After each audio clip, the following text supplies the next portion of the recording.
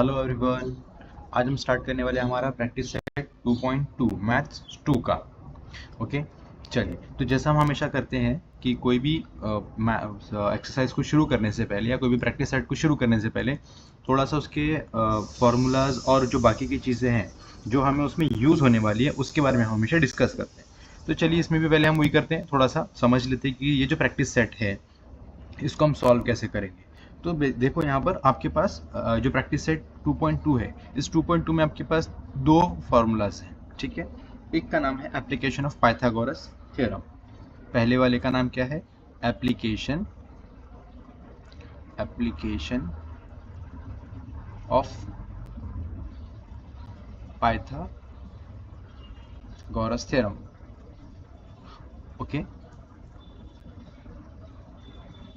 और जो दूसरा वाला है हमारा, उसका नाम है अपोलिनस थ्योरम। उसका नाम क्या है आपका? अपोलिनस थ्योरम। तो ये दो हमारे पास फॉर्मूलाज हैं। ओके, चलिए। पर देखो, आज जो हम यूज़ करेंगे वो ये फॉर्मूला नहीं करने वाले। ओके, आज हम सिर्फ ये वाला फॉर्मूला यूज़ करेंगे। तो मैं आपको ये फॉर्मूला क्या है, कैसा है, थोड़ा सा मैं आपको पहले वो बता देता हूँ। उसके बाद हम क्वेश्चन नंबर 1 सॉल्व करेंगे। ठीक है, तो अगर आपको किसी भी ट्रायंगल में ऐसा कहा है कि एक कोई मीडियन है, मीडियन मतलब जो सेंटर से पास हो रहा है, जैसे कि यहाँ से, और अगर हमें ये ट्रायंगल का नाम दिया है ABC और कहा है कि जो मीडियन है वो ए से पास हो रहा है, तो हम उसका नाम कर देंगे ए और डी। Okay, next. अब इसका जो फॉर्मूला है वो ये है कि ए बी जो है, ए बी स्क्वायर होगा प्लस ए सी स्क्वायर होगा। किसके बराबर हो जाएगा? ये हो जाएगा आपका 2AD square plus 2BD square. अब मैंने यहाँ पर BD लिखा है, इसका मतलब सिर्फ BD नहीं, आप DC भी लिख सकते हो, क्योंकि ये दोनों जो हैं वो इक्वल ही होंगे। क्यों ऐसा मैंने कहा? क्योंकि ये जो मीडियन है ये परपेंडिकुलर है। ठीक, तो ये क्या करेगा, जो भी आपका सेंटीमीटर में दिया होगा, जो भी मेजरमेंट आपको दिया गया, जैसे कि लेट से ये 10 सेंटीमीटर का है, तो अगर यहाँ से एक मीडियन ड्रॉ करेंगे जो सेंटर से पास हो रहा है, तो वो दोनों को इक्वल पोर्शन में डिवाइड करेगा। करेक्ट। तो अगर ये 10 है टोटल, तो ये 5 और ये 5 होगा। आई बात समझ में? इसके लिए आप अगर यहाँ पर BD की जगह पर DC स्क्वायर भी लिखोगे तो भी चलेगा। ओके, ये है आपका बेसिक फार्मूला जिसको हमें यूज़ करना है, और हम लोग इसको आज इसी फार्मूले को यूज़ करके हमारा जो क्वेश्चन है, क्वेश्चन हम सॉल्व करेंगे। पर हाँ, क्वेश्चन इसमें हम कौन कौन से सॉल्व करने वाले हैं? Question number 1, question number 2, question number 4, क्योंकि ये तीनों क्वेश्चन सेम है। आई बात समझ में? चलो, तो हम लोग शुरू करेंगे क्वेश्चन नंबर 1। क्वेश्चन नंबर 1 में आपको बोला है PQR point S is the mid point. तो हम लोग को सबसे पहले क्या करना पड़ेगा? एक ट्राइंगल ड्रॉ करना पड़ेगा। ये हमने ट्राइंगल ड्रॉ कर दिया, इसका नाम हमने क्या दे दिया? PQ और R। और S कहा है कि मीडियन है। कहाँ पर? देखो, mid point of side QR। Side QR पे हमारा एक मिड पॉइंट है जिसका नाम हमने क्या दे दिया? S। अब हमें गिवन में लिखना पड़ेगा कि गिवन क्या क्या है। तो गिवन आप लिख दो सबसे पहले। Given is equal to PQ is equal to कितना दिया आपको? 11। PR की वैल्यू आपके पास है 17। PS या SP की वैल्यू आपके पास 13 है।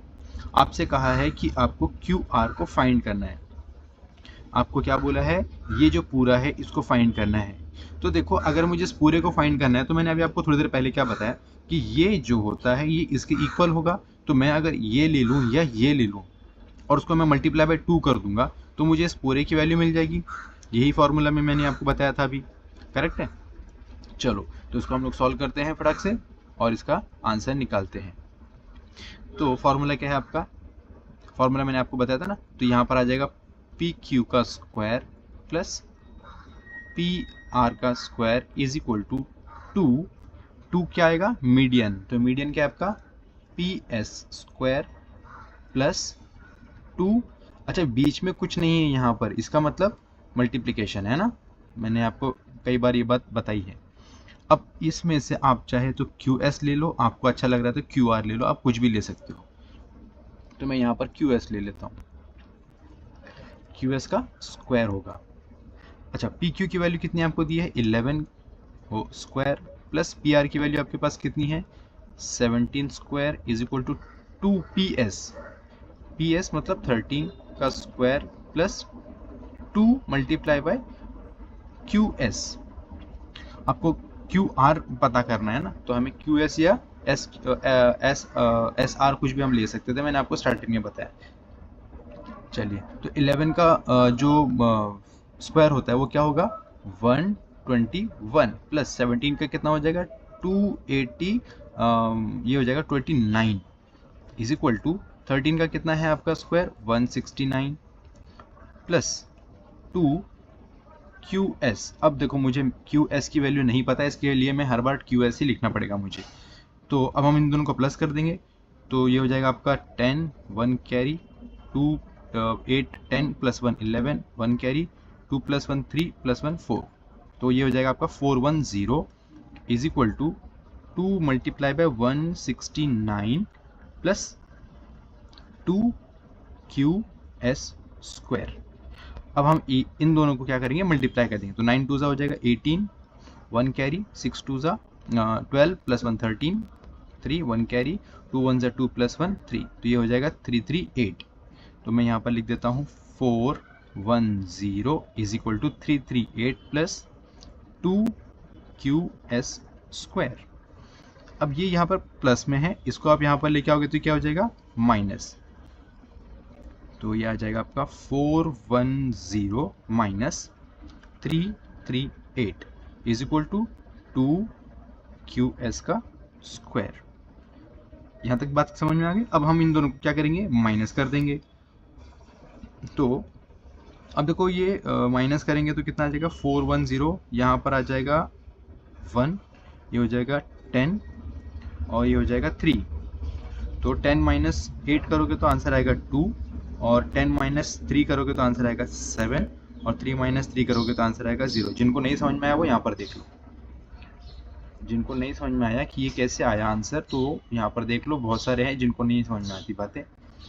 तो देखो 0 में से 8 नहीं जाएगा, तो हम क्या करेंगे बोरो करेंगे, पर बोरो करने के लिए भी तो यहाँ पर बड़ा नंबर चाहिए, तो यहाँ पर खुद 1 है, तो हम क्या करेंगे यहाँ से एक बोरो करेंगे, तो ये हो जाएगा 11। अब 11 में से जब हम एक बोरो करेंगे तो ये हो जाएगा 10। अब 10 माइनस 8 करोगे तो आंसर आएगा 2, 10 माइनस 3 करोगे तो आंसर आएगा 7, और 3 माइनस 3 करोगे तो आंसर आएगा 0 is equal to 2 Q S square. अब ये 2 यहाँ पर क्या है मल्टीप्लीकेशन में है, आप इसको यहाँ पर लेके आओगे तो क्या हो जाएगा डिवीजन में हो जाएगा, तो ये हो जाएगा 72 divided by 2 is equal to Q S square. 2 1 2 2 3 6 और 2 6 12, तो क्यू एस की वैल्यू कितनी आ गई, क्यू एस स्क्वायर की वैल्यू कितनी आ गई 36। अब हमें क्या करना है, इसको यहाँ पर अगर हम लोग ऐसा लिख देते हैं taking square root, taking square root both the side या बोथ साइड, तो क्या आ जाएगा ये हो जाएगा आपका Q S square is equal to 36। अब ये और ये कैंसिल हो जाएगा, और जब ये यहाँ से बाहर आएगा, जब ये रूट में से बाहर आएगा तो ये हो जाएगा 6। तो क्यू एस की वैल्यू हमें क्या मिल गई 6, पर हमें क्या पूछा था क्यू आर की वैल्यू, तो क्यू आर के लिए हम क्या करेंगे, क्यू आर के लिए हम लिखेंगे कि Q S is equal to 1/2 multiply by Q R. अब क्यू एस की वैल्यू में पता है 6 है, और ये हो जाएगा 1/2 मल्टीप्लाई बाय क्यू आर।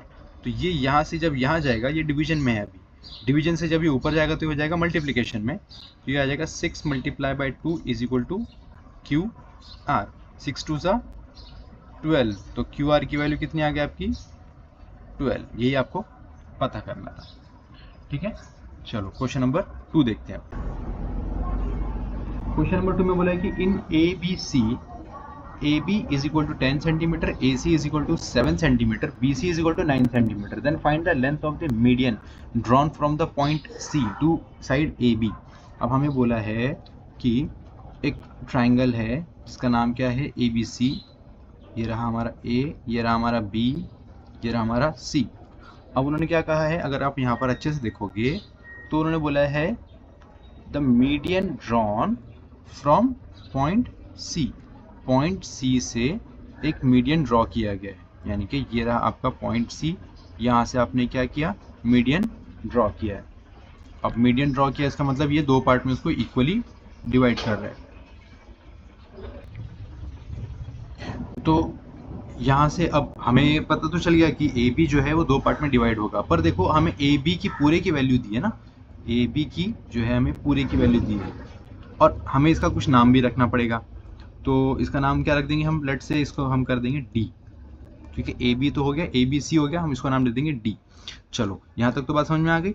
अभी देखो ए बी को हमें दो पार्ट में डिवाइड करना पड़ेगा, तभी तो हमें ए डी मिलेगा या बी डी मिलेगा। तो हम लोग लिख देंगे A D is equal to B D is equal to 1/2 multiply by A B.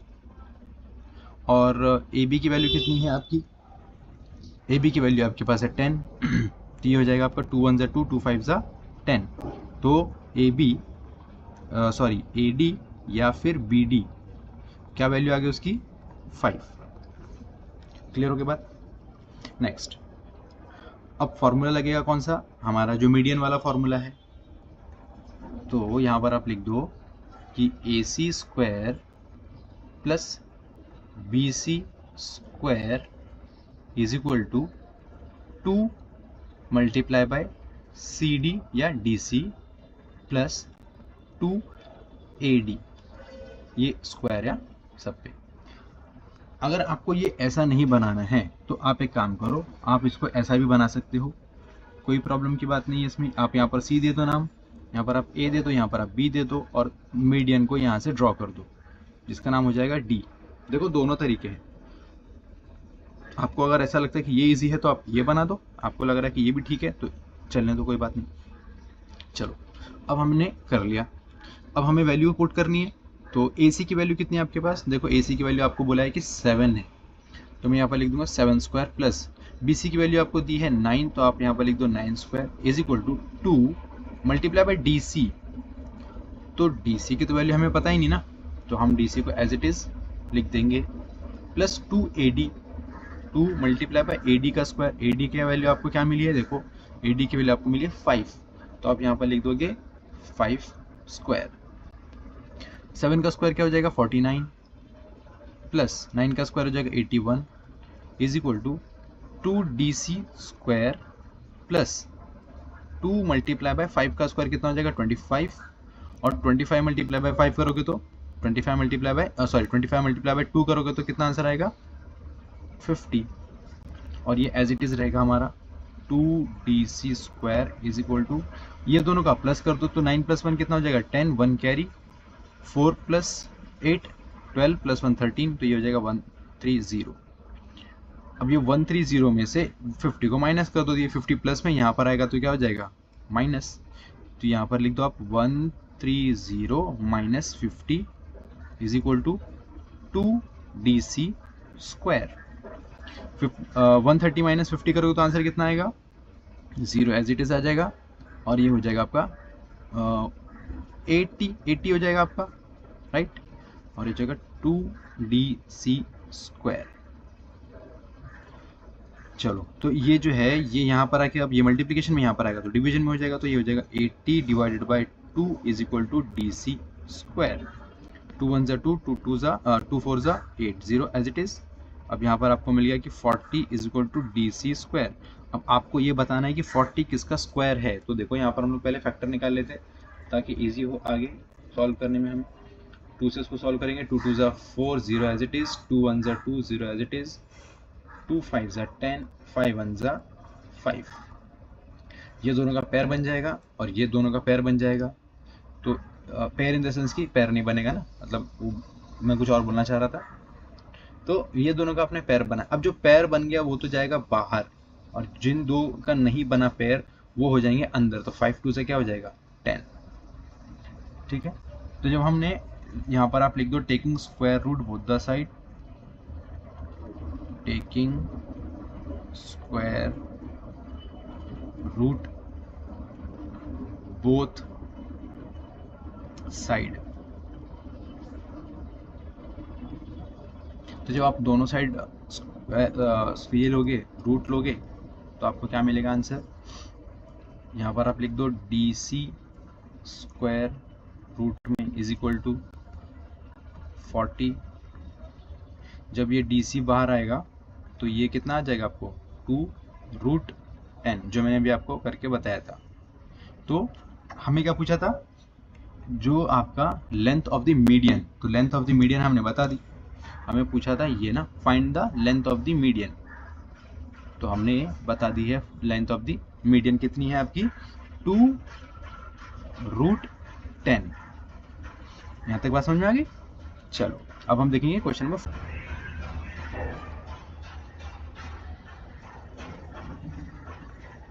Question number 4 में आपको बोला है इन ABC point M is the mid point of the ABC। Point M जो है वो आपका क्या है? मिड पॉइंट है किसका? BC का।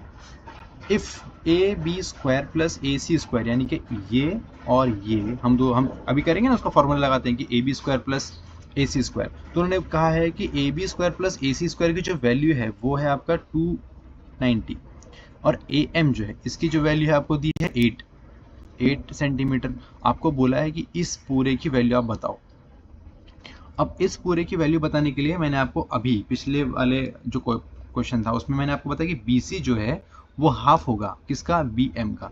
तो मैं यहाँ पर ऐसा लिख सकता हूँ ना, BM is equal to MC is equal to 1/2 multiply by BC।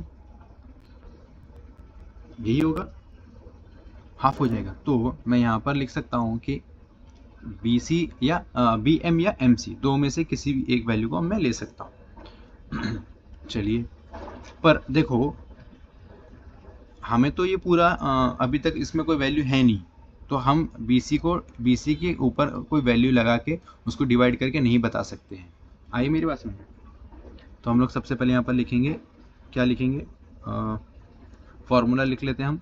ये हो जाएगा हमारा AB square plus AC square is equal to 2AM square plus 2BM का स्क्वायर। नेक्स्ट AB और B, ये जो AB और AC की वैल्यू हमें पता है कितनी है आपकी? 290 is equal to 2 multiply by AM, यानी कि 8 का स्क्वायर प्लस 2BM स्क्वायर। तो 8 का स्क्वायर क्या हो जाएगा?